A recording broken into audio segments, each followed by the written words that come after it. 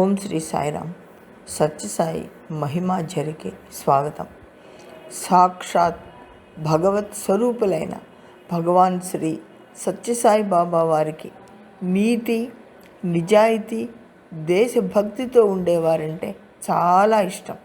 20 సంవత్సరాలు నీతి నిజాయితీతో, దేశభక్తితో పార్లమెంటు సభ్యులుగా ఉండి 25 సంవత్సరాలు ఒరిస్సా రాష్ట్ర సత్యసాయి సంస్థల అధ్యక్షుడిగా, జాతీయ స్థాయి కన్వీనర్గా సేవ చేసి పేరు ప్రతిష్టలు పొందిన శ్రీ బ్రహ్మానంద పండా స్వామివారి దివ్యత్వాన్ని అర్థం చేసుకొని ప్రత్యక్షంగా అనుభవించిన వారు, స్వామికి చాలా ఇష్టమైన వారు.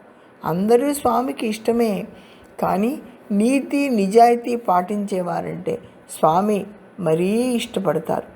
ఆయన కుమారుడు అరుణ్ పాండాకు 1973లో ప్రశాంతి నిలయంలో స్వామి సమక్షంలో వివాహం జరుగుతుంది.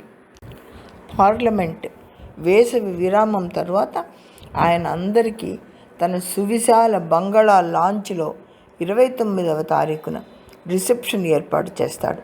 నాటి president, vice president, prime minister, parliament సభ్యులు అందరూ కూడా అతని ఆహ్వానాన్ని మన్నించి రిసెప్షన్కి వస్తామంటారు. 800 మందికి చక్కగా అంగరంగ వైభవంగా అలంకరించిన లాన్స్లో విందు భోజనం ఏర్పాటు చేయాలనుకుంటాడు పండా. అయితే ఆ రోజు ఉదయం ఆకాశం మేఘావృతమై జల్లులు మొదలవుతాయి. మధ్యాహ్నం పార్లమెంటు భవనానికి వెళ్ళి ప్రైమ్ మినిస్టర్ ఇందిరాగాంధీని కలిసి తప్పక రావాల్సిందిగా కోరగా ఆమె వస్తాను, కానీ ఆకాశంలో మేఘాలు చూస్తే మీ లాన్స్లో బదులు ఏ ఫంక్షన్ హాల్లోనో రిసెప్షన్ పెట్టి ఉండవలసిందేమో అంటారు ఆమె. బాబా దయ వల్ల అంతా నిర్విఘ్నంగా జరిగిపోతుంది అని చెప్తారు పాండా గారు. ఇంటికి వచ్చేసరికి వర్షం ప్రారంభమవుతుంది. ఇంటిల్లిపాది ఎలక్ట్రీషియన్స్, అలంకారం చేసేవారు దిక్కు తోచక దిగాలు ముఖాలు వేసుకొని కూర్చుంటారు.